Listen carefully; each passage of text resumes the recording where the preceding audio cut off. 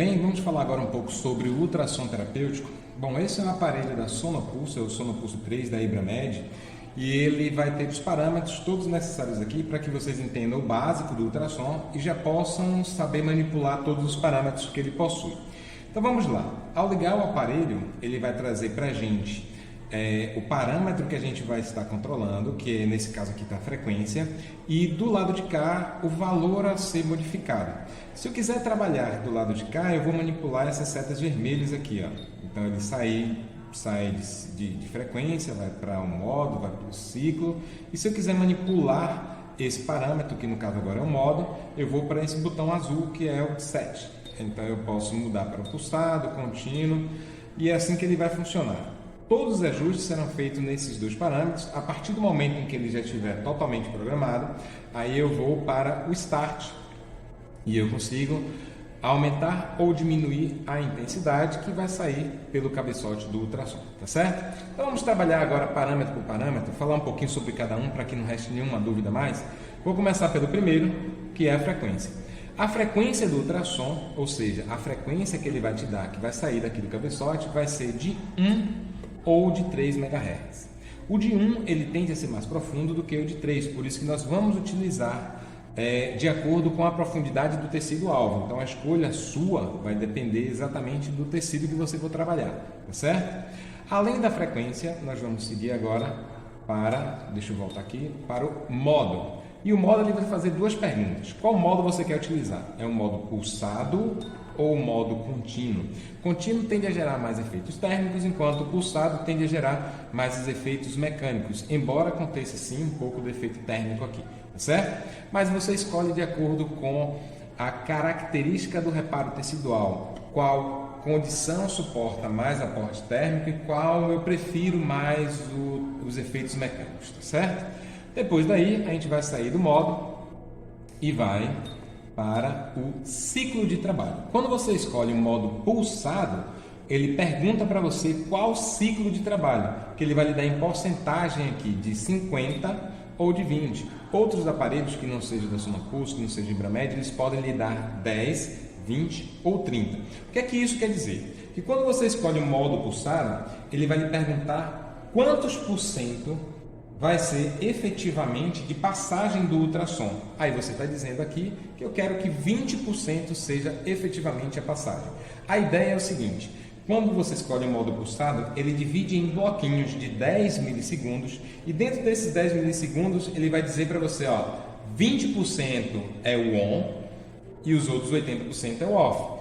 Quando você escolhe 50%, ele está dizendo para você que 50% é on e os outros 50% são off. O que significa que neste caso aqui agora você está dando um pouco mais de aporte do ultrassom do que a 20%. Então a gente está dizendo que eu estou oferecendo mais ultrassom do que no de 50 do que no de 20. Para a gente evoluir um pouco mais seria sair do de 50 e ir para o modo contínuo. Mas só vai acontecer se você voltar aqui para o ciclo e voltar para o modo e colocar aqui no modo contínuo. Perceba que agora no modo contínuo, se a gente continuar modificando, ele não vai oferecer mais o ciclo de trabalho, que é de 100%.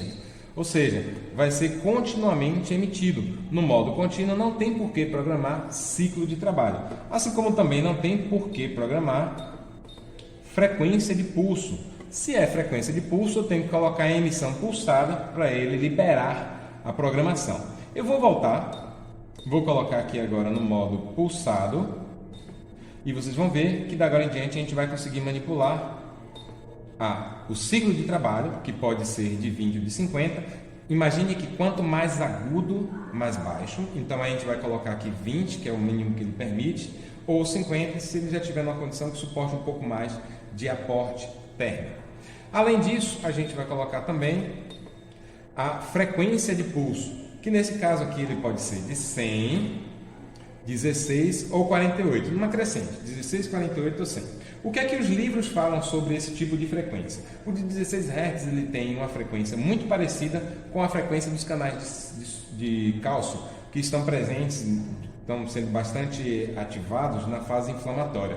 Então, colocar 16 Hz na fase inflamatória com o intuito de aumentar a permeabilidade dos íons a nível celular é muito bom. Então, nesse caso, é interessante que você use 16 Hz, tá? E a partir daí, com a evolução a progressão do seu paciente, você pode aumentar ao longo do seu tratamento para 48 ou para 100, tá certo? Seguindo agora, nós vamos sair da frequência de pulso e ir para o tempo de aplicação.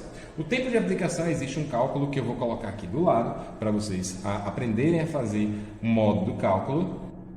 Mas além do cálculo, existe uma dica dada pelo professor Tim Watson no site electrotherapy.org, onde ele diz o seguinte: para cada ou seja, para cada área dessa do cabeçote, de 1 centímetro, para cada era dessa, eu tenho 1 minuto de aplicação para tecidos superficiais e tecidos profundos, 1 minuto e meio.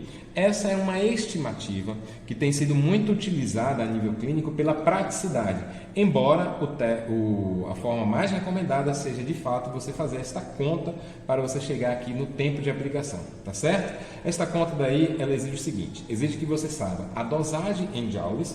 Para você saber a dosagem em joules, eu vou colocar aqui que existem 3 possibilidades de acordo com o estado crônico, subagudo e agudo. Estão aí os valores. Além disso, você precisa saber também a área a ser tratada em centímetros quadrados, a intensidade no tecido-alvo desejada. Além disso, você precisa saber a era que você vai aplicar. Com essas informações, você consegue achar o tempo ideal para que o ultrassom consiga ser depositado nos tecidos.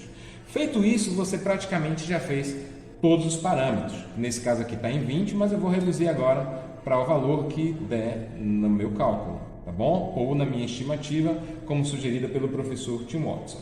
Vamos revisar rapidamente? Vou passar aqui agora. Nós temos a frequência, que eu coloquei 3 MHz, nós temos o modo, que ele pode ser pulsado ou contínuo. Se você escolher o pulsado, você vai colocar um ciclo de trabalho de 50 ou de 20. Você pode botar a frequência de pulso de 16, 48 ou 100, lembrando que 16 tem uma relação direta com os canais de cálcio da fase inflamatória. Além disso, tem o tempo de aplicação. Uma vez escolhido o tempo de aplicação, já está tudo definido, você vai para iniciar. Vou apertar aqui, mas não vou deixar muito tempo porque isso estraga o cabeçote. Ao ligar, ele se programa, mas ele só vai passar a partir do momento em que eu aumentar a minha intensidade. Vou aumentar super baixo. Ele gera um barulhinho, não sei se vocês conseguem perceber, mas o que eu programo é watts por centímetro quadrado, que a gente vai